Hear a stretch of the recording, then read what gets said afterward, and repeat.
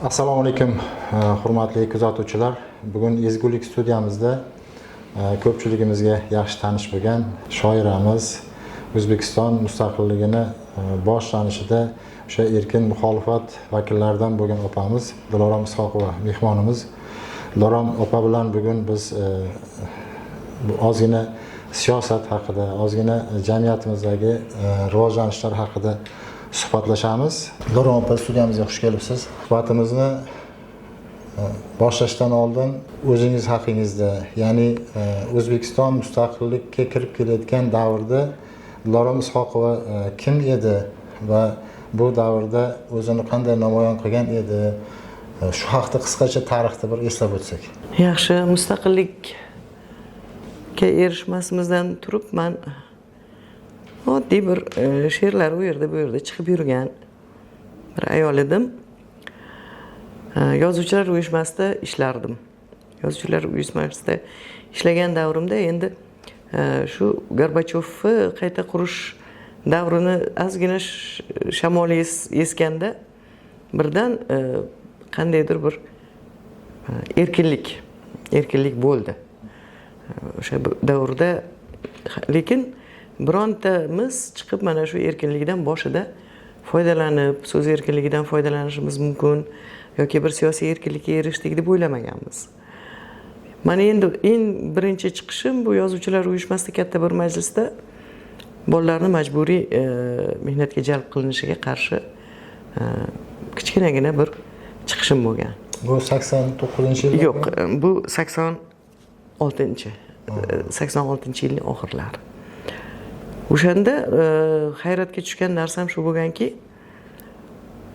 birdaniga zalda 300 kishilik yozuvchilar uyushmasining katta zali dahshatli shuv-shuv bo'lgan. Men nihoyatda oddiy gapni gapirdim.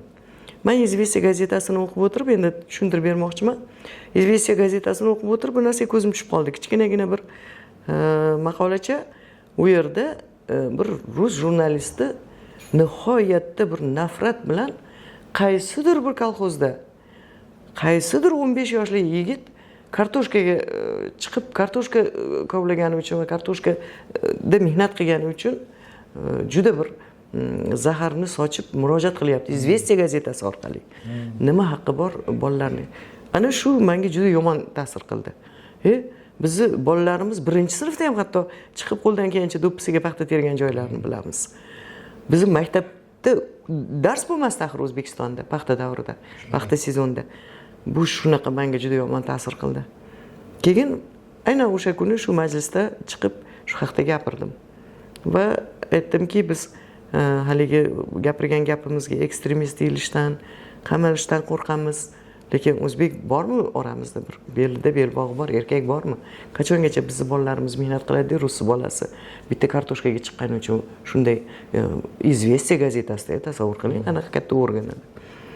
Shunaqa to'polonlar bo'ladi. Ana shunda meni hayratga solgan narsa zaldagi o'tirganlarning reaksiyasi bo'ldi. Bu dahshat bo'ldi. Endi yoshgina o'zbek qizi qanday u yerda zabardast odamlar bo'lgan zalda. Ha, butun intelligensiya. O'zbekiston adabiyotini nima deydi, eng zabardast odamlari, gullari, mashhurlar. Shu birdaniga shunday zalga qarasam, bironta o'tirgan insonni ko'rmadim. Hamma tik turibdi. Hozirgacha bunda qarasam Usmon Azim, Erkin Azam, yana kim, Rauf Parfim, hamma tik oyoqda. Ahmad Azam tik oyoqda birdan to'xtadim, tushunmay qoldim. Keyin qarasam hammasi yig'layapti. Asosan ko'zlarida yosh oqyapti. Shu bir rus ayol yodimda yo'q. Qo'lyozmalar institutida ishlardi. Birdan turib, "O'chiringlar bu natsionalistkani ovozini" dedi. Keyin shu hamma u tomonga burildi. Yodimdan chiqmaydi shu narsalar. Men minbarda turibman hali. Hamma u tomonga burildi de, "Sen natsionalistsan" dedi. Sanjim bo'ldi ishdi. U qo'rqqandan chiqib ketdi o'sha yerdan, zaldan chiqib ketdi. Uni ham ko'rib turibman. Nacholayman shu hammamiz bir ahvoldamiz. O'q otilgan. Otildi o'q. Lekin men bunaqa reaksiyani kutmaganman. Keyin birdaniga zalni svetini o'chirib qo'yishdi. Chiroq o'chdi. Sekin yugurib yonimga endi onajon deyishardi. Bilasiz, men Rauf Parfi bilan o'sha paytda Rauf Parfi bilan oila edik. O'sha Rauf Parfi etagini tutgan shoirlar, shogirdlar hammasi meni onajondirdi. Hammasini o'g'lim, bolamdirdim. Bir payt qarasam, hammasi meni o'rab olgan. Haligi juda katta bir odamlarni telexranitsilari, tan soqchilari o'raydi-yu. Aynan shunday o'ragan. Zalga qarab turibdi, meni o'rab olishgan, qo'limdan ushlab olishgan. Qanaqadir g'alati bir narsa. Men tushunmayman, nima bunaqa vahima. Keyin tushdik, zaldan chiqsam, yonimga bir ayol keldi. Dilorom, men zalga kiring, bittasi chaqiryapti deyishdi. Qop-qorong'i. U payt telefon yo'q. Kimdir gugurt yoqyapti, yorityapti. Keyin zalga kirdim. Zalga kirdim, chiroq yoqildi, kichkina zal. Yozuvchilar uyushmasini katta zaldan chiqqanda o'ng qo'lda kichkinacha zalimiz bo'lardi. O'sha yerga kirsam, eshik ichkariga ochiladi. Eshikning orqasida Zulfiya opa turibdilar. Zulfiya opa turibdilar, shu bag'rlariga bosdilar, yig'lab pishib ketganlar. Shunaqa yig'laganlar, shuni bag'rlariga bosib meni yig'ladilar. De, o'zingni ehtiyot qilgin bolam, qizim, o'zingni ehtiyot qilgin. Rahmat senga, ota-onangga rahmat. Deb shunaqa yig'ladilar, o'zingni ehtiyot qil deb yig'ladilar. Keyin sen chiqavergin, siz chiqavergin dedilar. Men chiqib ketdim, Zulfiya opa ichkarida qoldilar. Keyin o'yladim, qo'rqdilar ular. Men bilan chiqishga, men bilan shu yerda ko'rishganlarini nima qilishga, chunki ular chuqurroq bu jamiyatni mendan ko'ra yaxshi bilardilar-ku axir. Tajriba bor, juda katta bir hayot maktabi bor. Birinchi ensam qotgan. Tavba. Bekin olganni qaranglar. Kimsan Zulfiya? Keyin tushundim men. U odamni boshdan o'tgan, kechirgan, bilganlaridan keyin bu menga bu kechirimli bir holatda aslida tushunishim kerak edi. Shu bilan ketdim. U kundan boshlab hamma uyimga ertalabdan meni bolalarim kelib haligi shoirlar, yosh shoirlar olib ketishardi, ishga olib kelishardi. Juda bir vahima bo'lib ketgan. Hamma yo'q. Endi o'shandan ozgina keyin o'sha yerda biz Abdurahim Po'latov bilan tanishganman. Bir odam keldi yonimga, qo'limni siqib, bor ekan-ku O'zbekistonda. Mana bor ekan-ku O'zbekistonda deyurdilar. Men Abdurahim Po'latovman dedilar. Men matematika institutida ishlayman dedilar. Xursandman tanishganimdan dedim, ketdim. Oradan ozgina o'tdi, o'sha yerga meni taklif qilishdi uchrashuvga. O'sha yerda Abdurahim aka bilan yaxshiroq tanishdim, uyga kuzatib qo'ydilar. Keyin shu birlik harakati boshlandi. Birlik harakati endi nima deydi, bu yashirin, hali hech kimga e'lon qilinmagan. Dadaxon akani uyda yig'ilamiz, bitta kelishadi, qo'rquv baribir-da endi. Kelishadi o'sha yerda juda bir munozara, muzokara, endi to's to'polov bo'ladi. Birov u deydi, boshqasi bu deydi. Asosan ijodiy intelligensiya bu, hammasi asosan. O'sha men faqat suhbatni kuzatib o'tiraman. Tortishamidi, bir narsa bo'ladi. Ancha davrgacha bu. Keyin ustav, programma biz uchun haligi nizom, dastur, yangilik. Erta hamma o'tirganlar bir siyosiy, umuman tajribasi yo'q odamlarmiz. Keyin o'sha yerda bir qarorga kelindida pul yig'ib o'rtadan Zohir Alam Pribaltikaga jo'natildi. Pribaltikada o'sha payt tuzilgandi Xalq harakati Soyuz. O'sha yerga borib, o'shani programmasini, ustavini olib kelish topshirig'i bilan Zohirga ketdilar. Endi qarang, hozir mana kulgili-da.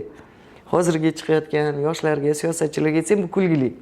Shunaqa katta odamlar, shunaqa katta ish boshlabsizlar-da, programma yozishni bilmabsizlar, ustav nimaligini bilmabsiz. Haqiqatda bilmaganmiz. Borib olib kelgandan keyin uni o'qigan oddiy bir narsa. Nihoyatda oddiylik. Keyin o'tirganlar hammasi aytdi, nima buni o'zimiz ham yozardik. Boshqa bir narsalar tushuncha bo'lgan, aniqroq tushuncha bo'lmagan. Keyin o'sha yerda programmalar yozildi, dastur tayyor bo'ldi, nizom tayyor bo'ldi. Keyin kimni rais qilish masalasi. Solih aka, Muhammad Solih u paytda yozuvchilar uyushmasida kotib edilar. Yo'q, men bo'lmayman rais dedilar. Boshqa odam rais bo'lsin dedilar. Keyin meni albatta shu payt xayolimga Abdurahim Po'latov keldilar. Endi u paytda nima deydi? Bu muhim narsa ekan shekilli, ruschani yaxshi bilishi.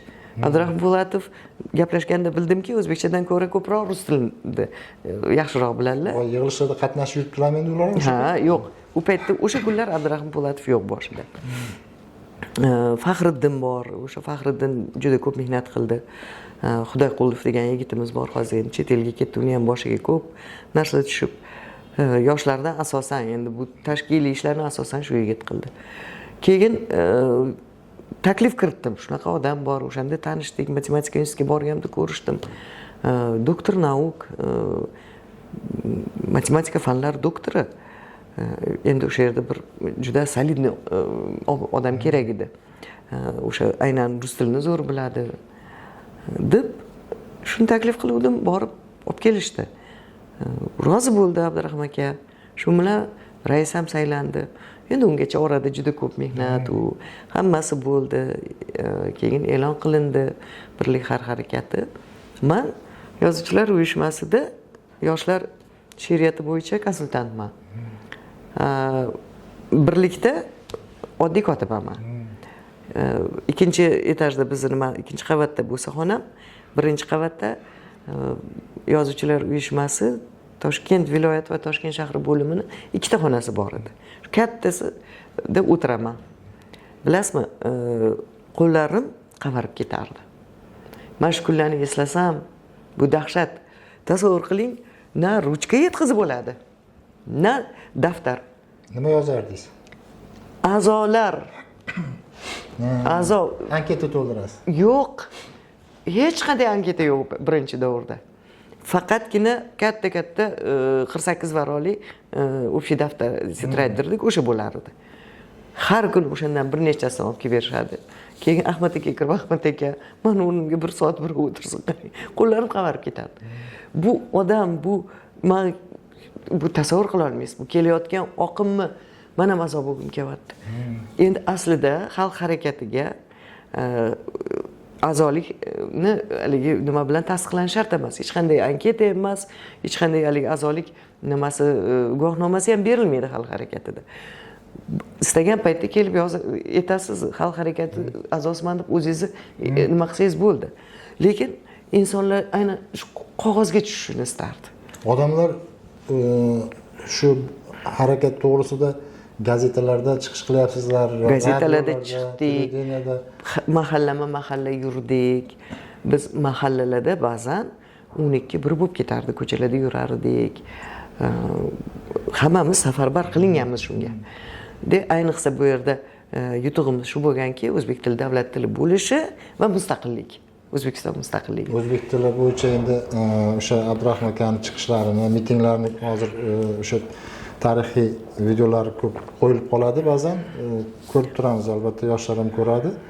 Faqat o'sha davrning tirik guvohlari bilan yuzma-yuz uchrashib, sizni o'sha holat, voqealar to'g'risida suhbatlaringizni eshitish albatta hammaga qiziq.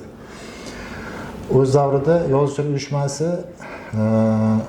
davrning ziyolilarini bir joyga to'plagan bir tashkilot bo'lish bilan birgalikda jamiyatdagi siyosiy barometrda ham ushlab turadigan bir maqomga ega bo'lgan.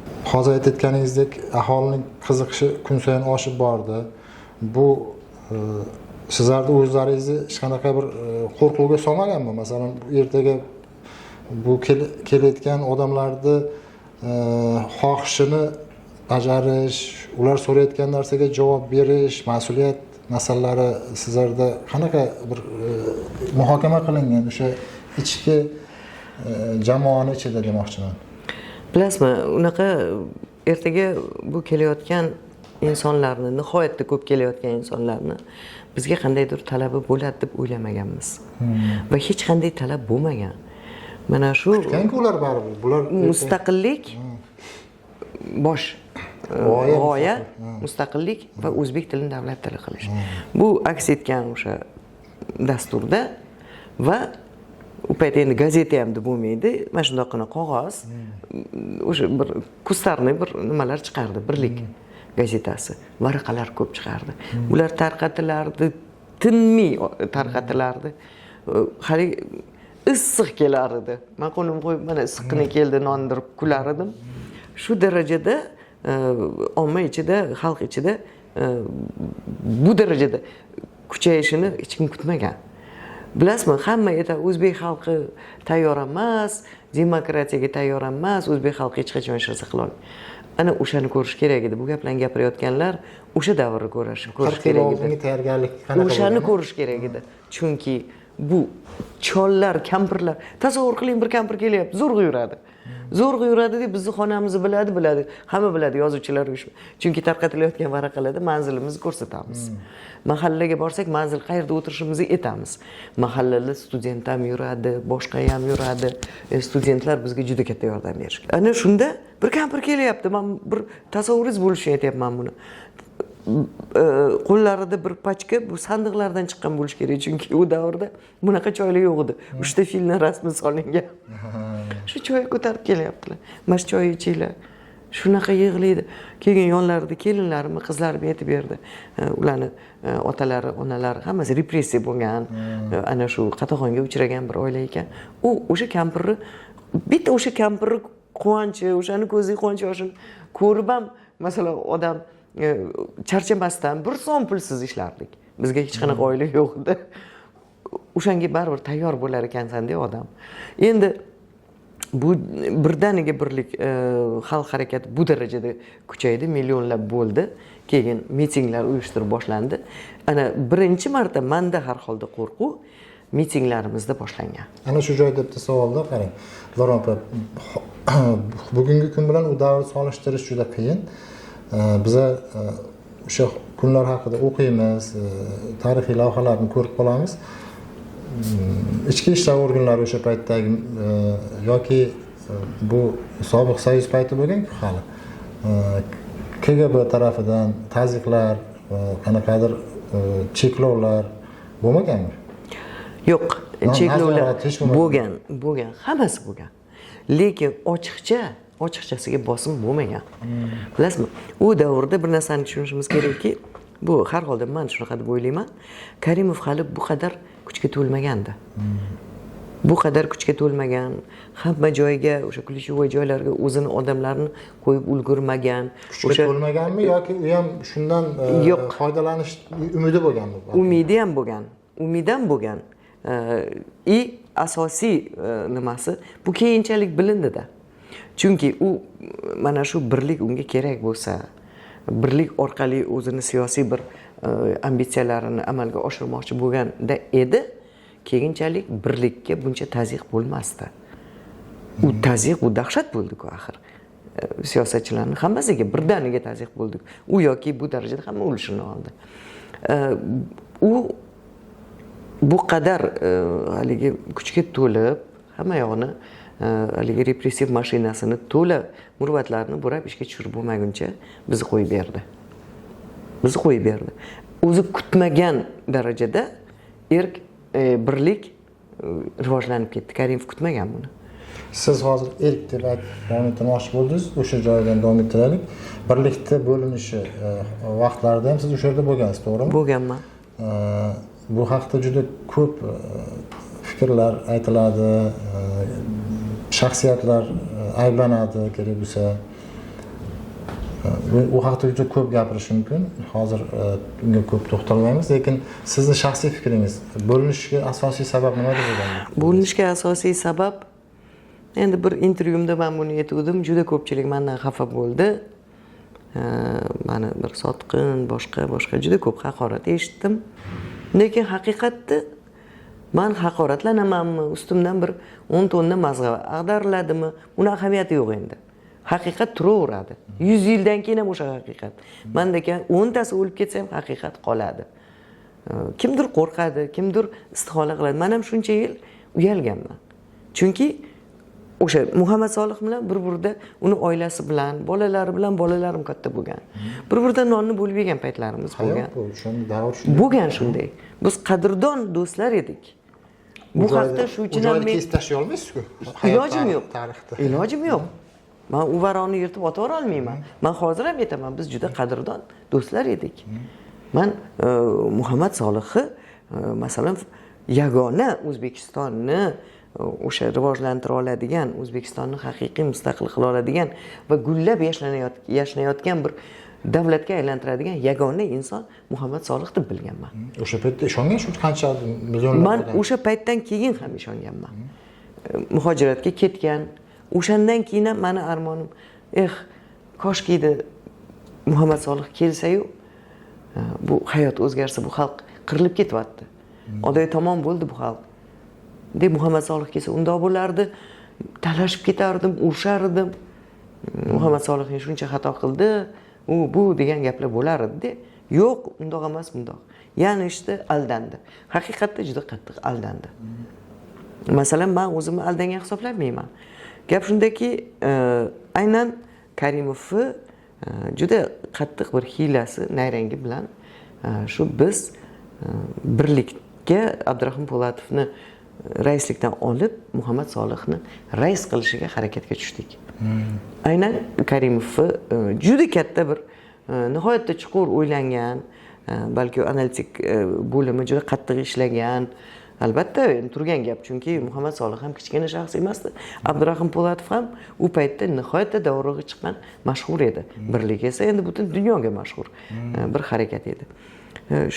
Mana shu Karimovni buyruq deya olmayman, chunki buyurmagan, u taklif qilgan.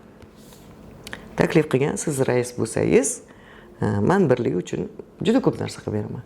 Hammasi to'xtaydi. Bu ofislarni tinmay olib qo'yishardi. Gazetani chiqarish muammo bo'lib qoldi. Mitinglarni to'xtatib tashlashdi.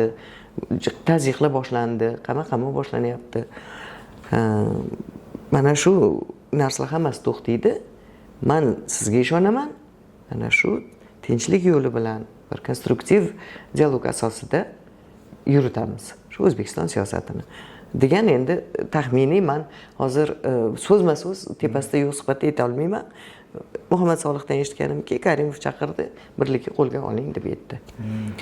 Mana shunday bir nima bo'lgandan keyin biz haqiqatda biz hammamiz o'sha erkdagi faollar erki o'sha markaziy apparatda ishlaydigan hamma biz shu fikrga qo'shilganmiz. Endi buni aytib o'tishim kerak. O'lganning orqasidan gapirma deyshadi, o'lganning orqasidan gapirishga majburman. Abdurahmon Po'latov ham xarakterlari juda og'ir odam edi. Nihoyatda og'ir odam edi. Masalan, bemalol Mirza Kenjabekovga qarab, sen qishloq betda nima qilib yuribsan, bor, o'zingni Surxondaryoyingga deyishim mumkin edi. Tushunyapsizmi? Mana shunaqa og'ir fe'l odam edi. Masalan, meni siz uyingizga boravering, masalan deyapman. Siz uyingizga boravering, bugun ish yo'q deb jo'natib yorib, meni qidirib kelgan odamga siz kelishingizni bilib ketib qoldi ham deyishlari mumkin edi. G'alati bir endi xarakter. Hamma ham ideal bo'la olmaydi. Abdurahmon akada ham shunaqa kamchiliklar bor edi. O'sha paytda mana shu o'rtadagi nimalar, gap so'zlar ko'payib ketdi.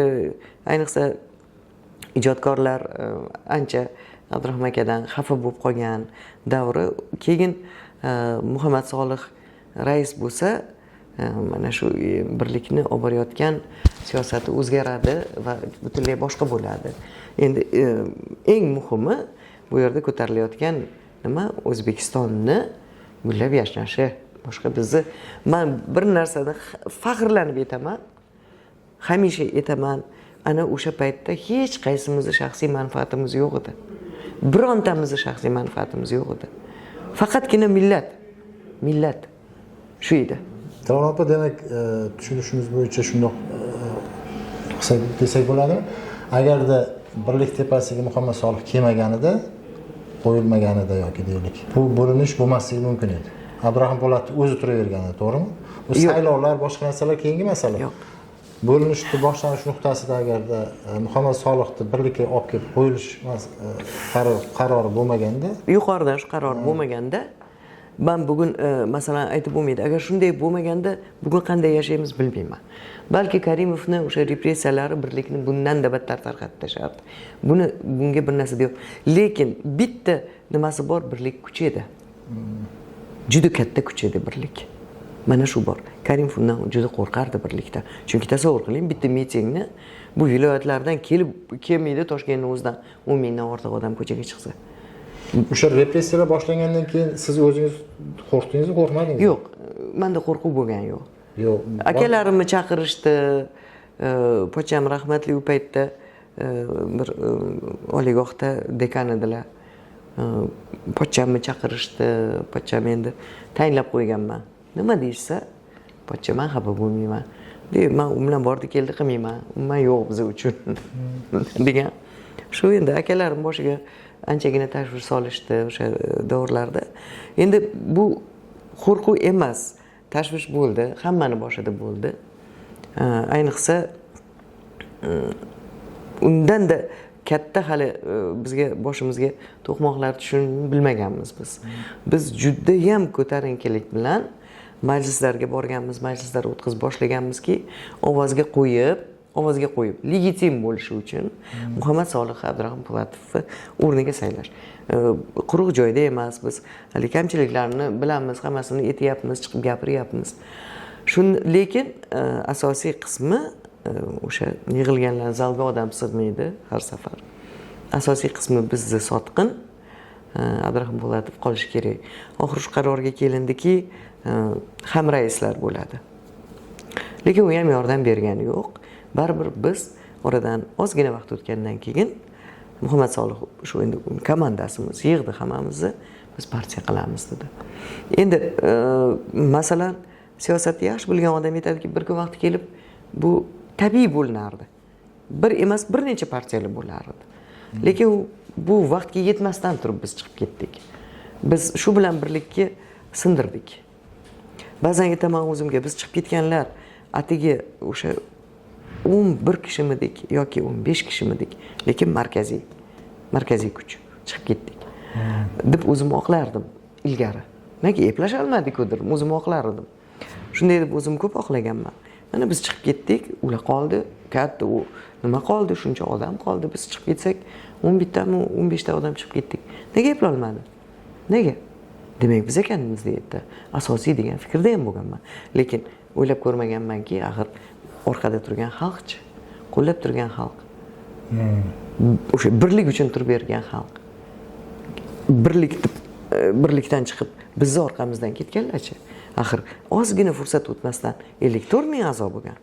Oxirgi a'zo 54 ming nechinchi a'zoga biletni biz berganmiz o'sha yopilishimizdan ozgina oldin. Bu 1,5 yil ichidagi bo'layotgan voqea. Axir shuncha odam biz birlikdan tortib oldik-ku.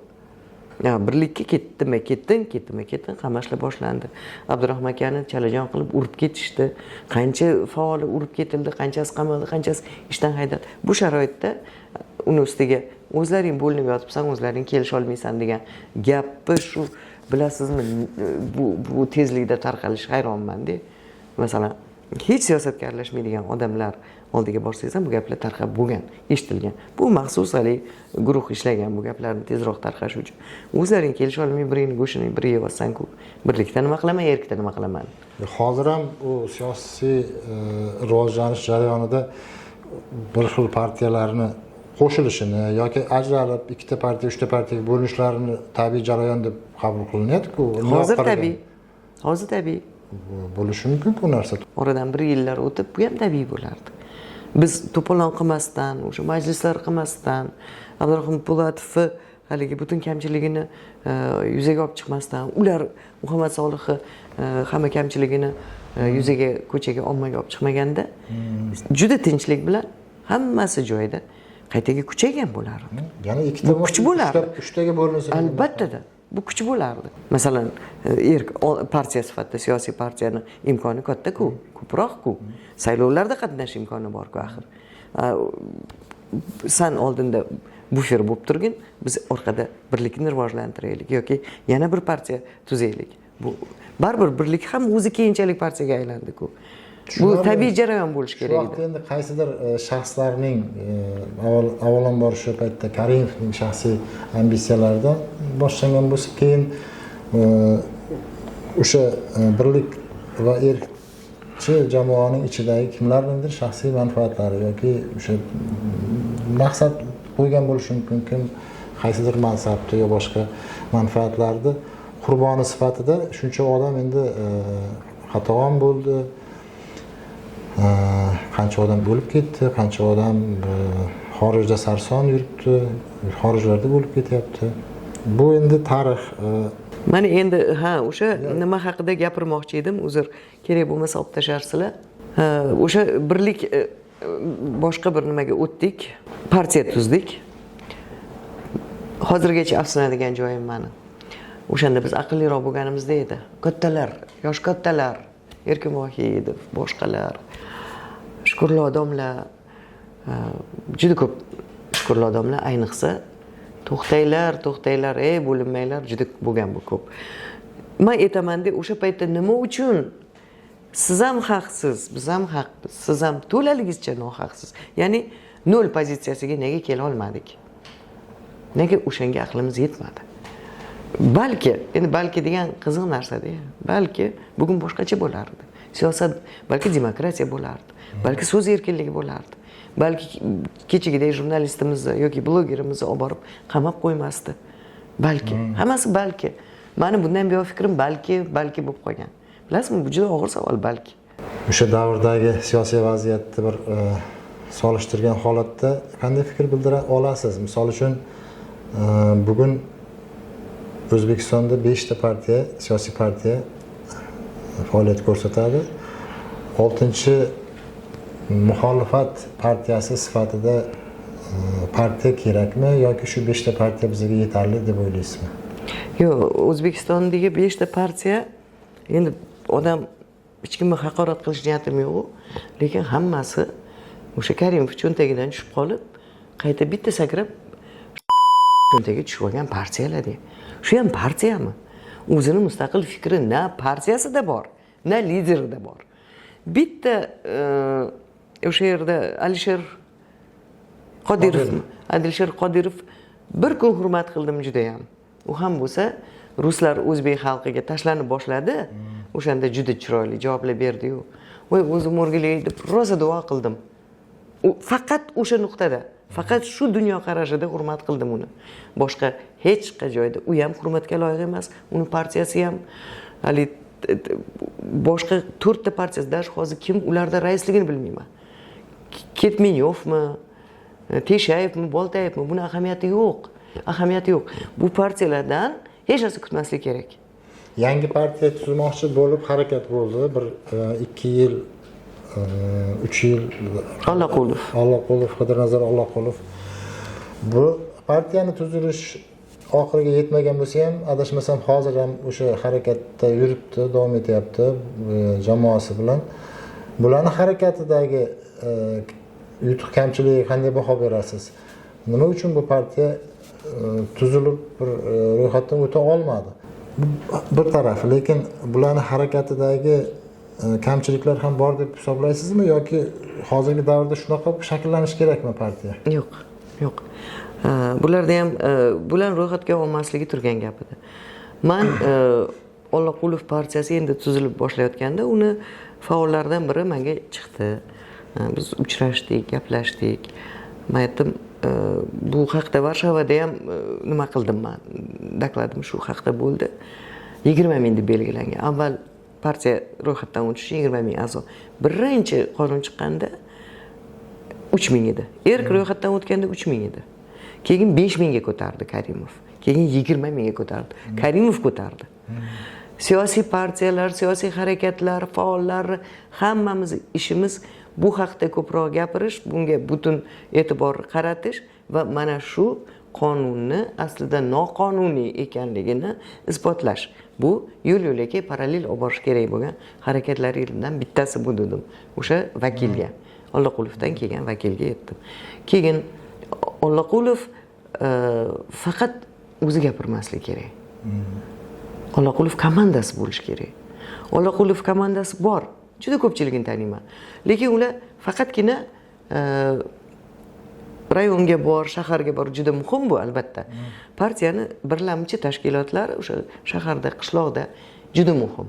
U birlamchi tashkilotlar qurayotgan imoratga qiyoslasak o'sha fundament. Unga e'tibor berish kerak. Bu e'tiborsiz qolgan Alloqulovda. Bu yigitlar yuradi faqatgina ovoz berasanmi deb. Ular yig'ishdi ovoz. Yaxshigina 9 mingdan ortiq menimcha ovoz yig'ishdi. O'n qancha ham topshirishdi, lekin unda haligi ba'zilar qaytarib oldim dedi. ba'zilari bunaqa odam yo'q deyildi, pasporti noto'g'ri chiqdi, uydi bu shu bilan unaqa bahonadan adliya qalashtirib beradi, xohlagancha qalashtirib. Maqsad partiyani ro'yxatga olmaslik. Ro'yxatga olmasligi turgan gap edi. Noto'g'ri qilgan ishi hali o'sha 20 ga kurashni, 20 ga qarshi kurashni, 20 mingga qarshi kurashni boshlamay turib, 20 ming a'zo to'playman deb harakat qilgani. Endi tasavvur qiling, o'zi noqonuniy. 3 kishi bilan, 5 kishi bilan partiya qilish mumkin. U yana 20 ming to'playman deb kurashyapti. To'play olmasligini bilib turib. Bilyapsizmi? Uni orasida partiyaning kuchi ketyapti. Odamlar hafsalasi ketyapti. Bizning jamiyatimizdagi juda qo'rqoqlik bor. Singib qolgan qo'rqoqlik. Bitta boshi borib urilsa tamom, ikkinchi o'sha eshikka yaqinlashmaydi.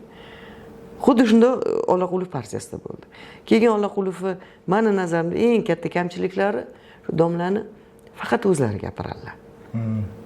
Bilsangiz, o'zlari gapiradilar, partiyani nuqtai nazari, partiya aktivi bor, partiya faollari bor. Ularni nimaga hech qayerda bir harakati yo'q. G'oya masalasi-chi? G'oya masalasi endi Ollaqulovda g'oya juda uzun, juda kengayib ketgan. Sal uni qisqartirish kerak, lo'ndalashtirish kerak. Lo'ndalashtirish kerak, o'zlariga ham oson bo'ladi bu narsa. Chunki rashyot hisobni pastda turgan odamga olish kerak. Partiya hech narsa emas. Pastda hech kim qo'llamasa uni.